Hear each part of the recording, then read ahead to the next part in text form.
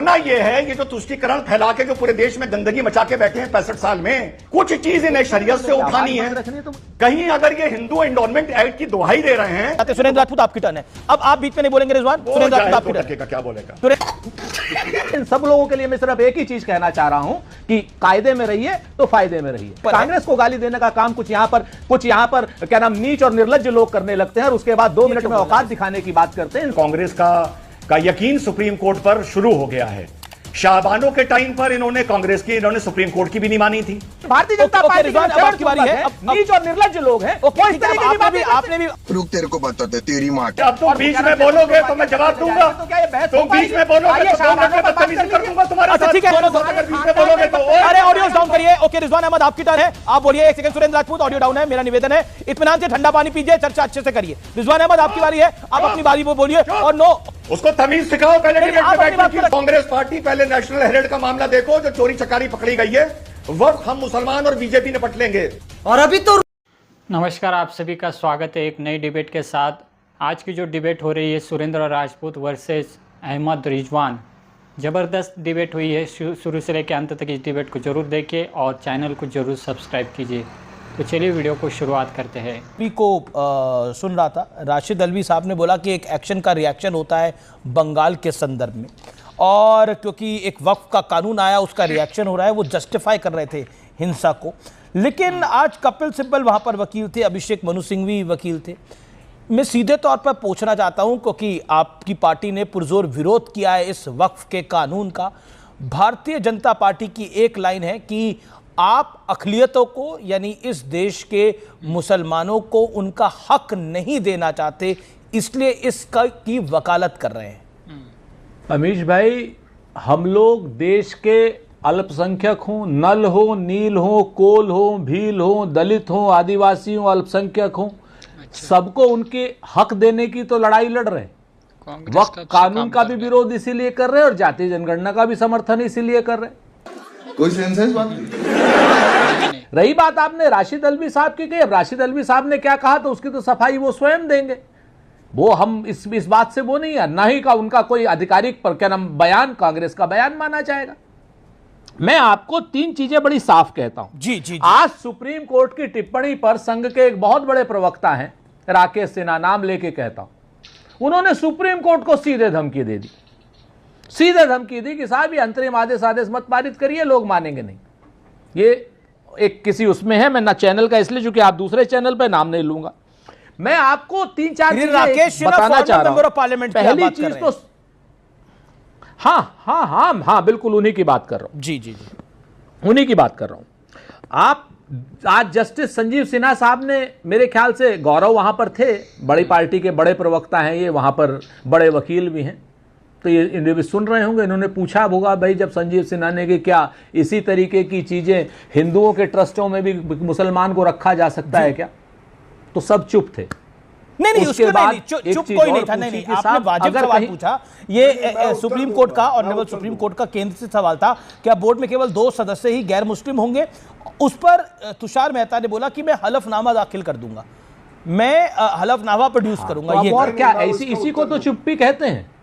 अच्छा, एक मिनट, उसका उत्तर गौरव जी को देने दीजिए, बड़े प्रवक्ता साहब को देने दीजिए। आप काहे को दे रहे हो? बस हवा निकल गई। उत्तर नहीं दे रहा, मैं फैक्ट बता रहा हूं। मैं बिल्कुल उत्तर नहीं दे रहा, मैं फैक्ट बता रहा हूं, क्योंकि आपने बोला वो चुप रहे, आप तो निरपेक्ष भाव से लैंग्वेज में गलत बयान हो जाता है, इसलिए आप तो निरपेक्ष भाव से सरपंच रहो ना।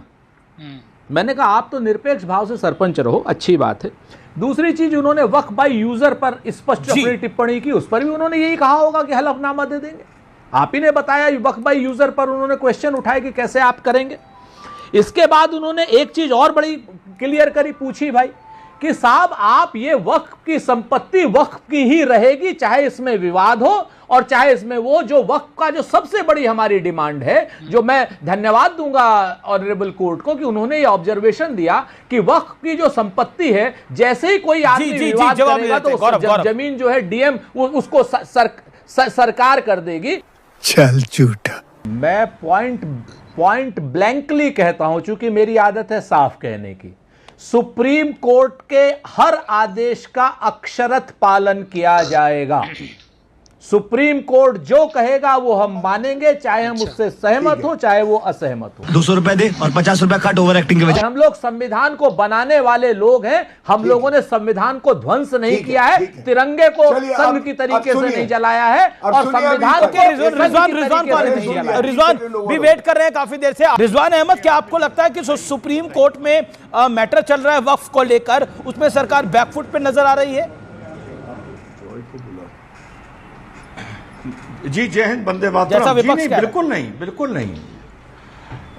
नहीं, विपक्ष तो बहुत कुछ कहता है। विपक्ष तो कह रहा था कि 370 में भी सरकार बैकफुट में है और तलाक बिद्दत में भी बैकफुट पर है। विपक्ष को आप खुश होने दीजिए। क्या बढ़िया था गुरु। अभी किसी ने बोला कि भैया सुप्रीम कोर्ट ने बोला है कि हिंदू ट्रस्ट जो होते हैं क्या उसमें गैर हिंदू हो सकता है? नहीं हो सकता है। मैं कहता हूं वक्फ में भी नहीं होना चाहिए अमीश भाई। तो फिर बात खत्म करते हैं, झगड़ा खत्म करते हैं। जैसा Hindu charity and endowment act है उसी तर्ज पर वक्फ को बना देते हैं, खत्म बात। Hindu temple and endowment act पूरा सरकार के अधीन है, वक्फ को सरकार के अधीन कर देते हैं। मंदिरों का सारा खाता सरकार के पास है, वक्फ का सारा खाता सरकार के पास कर देते हैं। सरकार मंदिरों के पैसे से एडमिनिस्ट्रेटिव फी लेती है और समाज हित में उसमें वेलफेयर प्रोग्राम चलाती है। बिल्कुल ऐसा कर देते हैं। वक्फ के से सरकार 14% एडमिनिस्ट्रेटिव फीस लेगी और समाज के भलाई के लिए वक्फ के पैसा काम आएगा। क्या बात है सर, क्या बात है सर। लेकिन इन लोगों को करना यह है, ये जो तुष्टीकरण फैला के जो पूरे देश में गंदगी मचा के बैठे हैं 65 साल में, इन्होंने कुछ चीज तो वहां से उठानी है, कुछ चीज इन्हें शरीयत से उठानी है। कहीं अगर ये हिंदू एंडोनमेंट एक्ट की दुहाई दे रहे हैं तो पूरा एंडोनमेंट एक्ट की तरह मान लो ना। इधर से कुछ उठाया, इधर से कुछ उठाया, ये क्यों कर रहे हैं?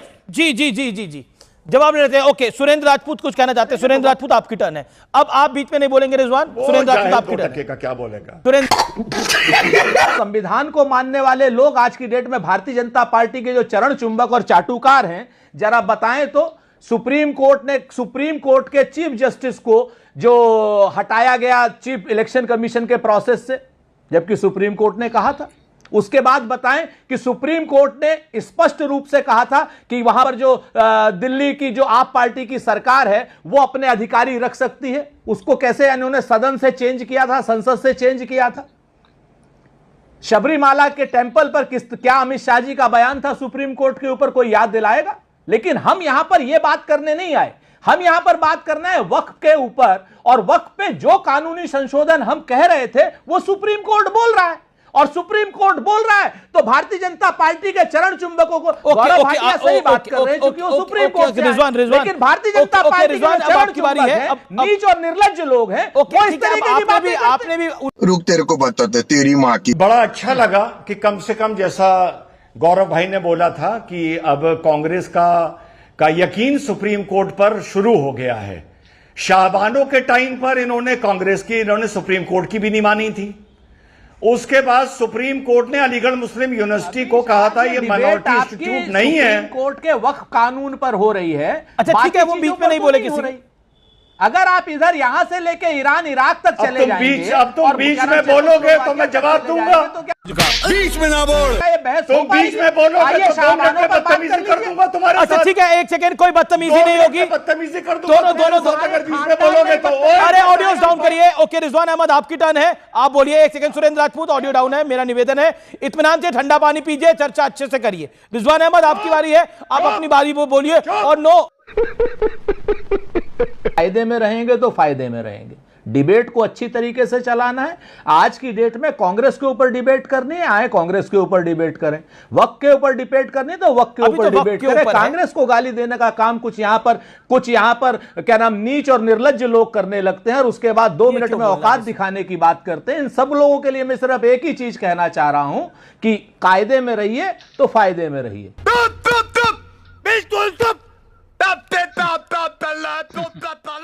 उसको तमीज सिखाओ पहले नहीं, डिबेट आप में अपनी बैठने बात की, को उसको रखिए, उनको राजपूत उनको को मैं तमीज बोल दूंगा जो सिखाओ। मुझे बोलना है, आप अपनी बात को रखिए जी। आप मुझसे जी। मुखातिब होइए। तो ये वही कांग्रेस पार्टी है जिसने शाबानो के टाइम में सुप्रीम कोर्ट को नकार दिया था। ये वही कांग्रेस पार्टी है जिसने अलीगढ़ मुस्लिम यूनिवर्सिटी को सुप्रीम कोर्ट ने कहा था it is not a minority institution, और अमेंडमेंट लाके इन्होंने उसको फिर से माइनॉरिटी इंस्टीट्यूशन डिक्लेयर कर दिया था। और कांग्रेस पार्टी, पहले नेशनल हेराल्ड का मामला देखो जो चोरी चकारी पकड़ी गई है, वह हम मुसलमान और उम्मीद करता हूँ कि डिबेट आपने पूरी देखी होगी। पूरी देखी तो ज़रूर बताना कांग्रेस के बारे में आपका क्या मत है। कांग्रेस के लिए कुछ अच्छे कमेंट ज़रूर लिख देना ताकि कांग्रेसियों को पता चले कि लोगों के मन में क्या चल रहा है। फिलहाल इस वीडियो में इतना ही, मिलते हैं अगले डिबेट में। तब तक के लिए जय हिंद, जय भारत।